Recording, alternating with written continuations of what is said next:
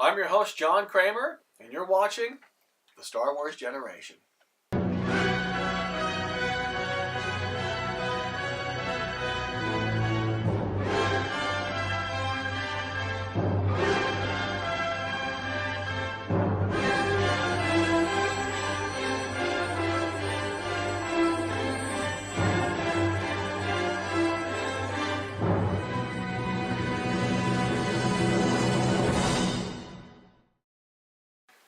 You're watching the Star Wars Generation rant number 2. Rogue One was worse than The Last Jedi. It was full of so many plot holes, and it was a canon-contradicting catastrophe. I'll just start right at the beginning. If you have a space station the size of a small moon, enormous, and there's a hole only 6 feet across that is tiny on a giant moon, and that hole leads to an exhaust port that leads up to the main reactor, and it requires a Force user to shoot torpedoes up. Remember, in the original Death Star fight, a non-Force user attempted and couldn't do it. It required Luke turning off the targeting computer, using the Force, and therefore able to shoot in the torpedo and hit the reactor and blowing it up. That is not a flaw. It is not a plot hole. You don't need to write an entire movie trying to justify this.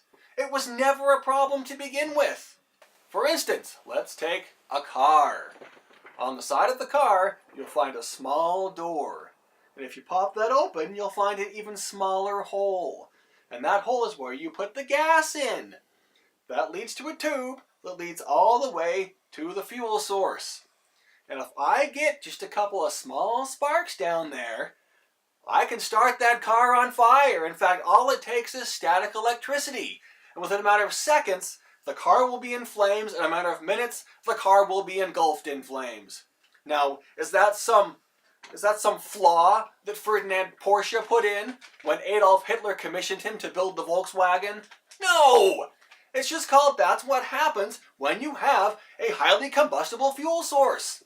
This is not a flaw. And tell me this, if you're going to build a flaw into the Death Star, why do you build such a hidden flaw? Why instead don't you build the flaw in the firing mechanism? So instead of having to have all these people die until someone can find the flaw, put it in the firing mechanism so the very first time they test it, they push fire and boom, it blows up. So let's start at the beginning of the movie. Why on earth is Galen splitting up his family? Why does he think it is better for him to go off with the Empire where he can live in comfort and abandon his wife and daughter to live as refugees? And while we're talking about that, why on earth does the wife even come back?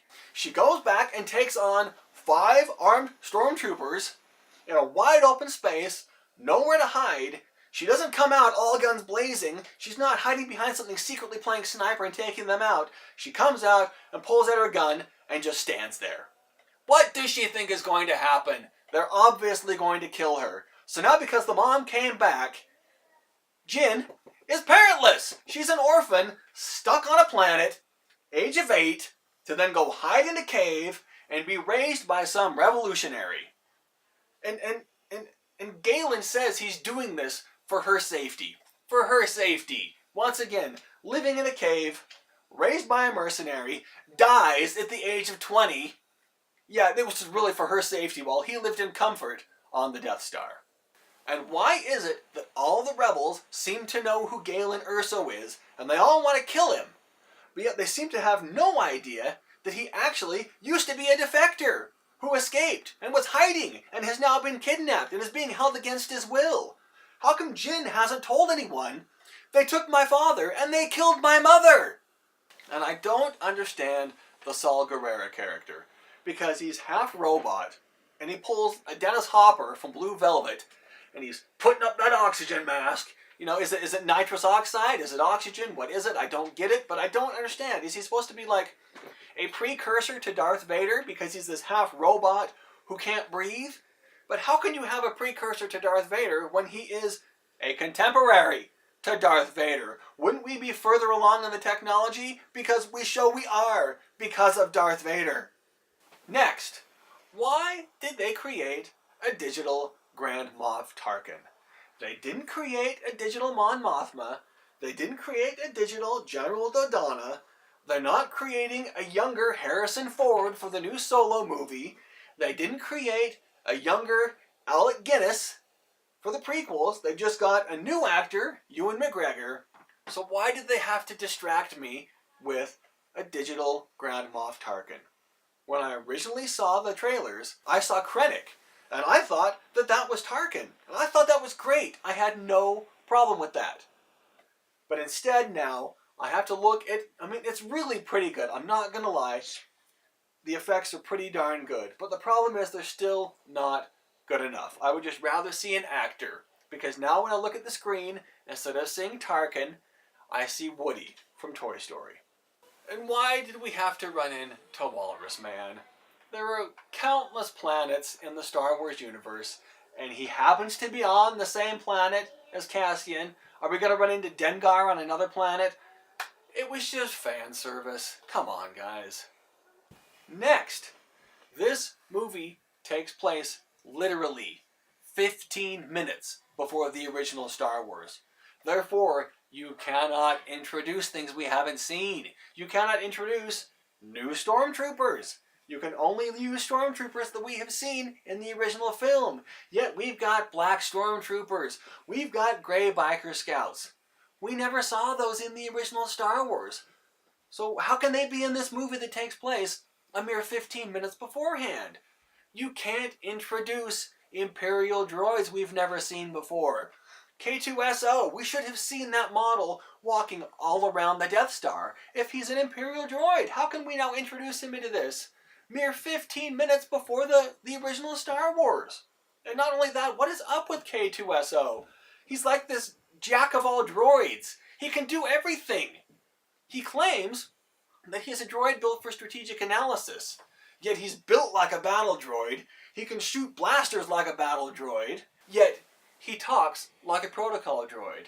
And he's got a computer interface arm. Only astromech droids have those. C-3PO didn't even have one of those. Astromech droids have them because they're mechanics, so they can communicate with the machinery they're working on. K2SO defeats the purpose of all the other droids. Why did we have so many droid variations if we could just build one that could do it all? Next, what about that blind guy who can defeat stormtroopers with a stick? I don't even... Fine if he's blind. I know it's trying to show how he's figuring out the Force, and he knows he's Force sensitive. But he can defeat stormtroopers with a stick. We're back to the Ewoks now. This is the greatest military force in the universe. And he can take them out with a stick.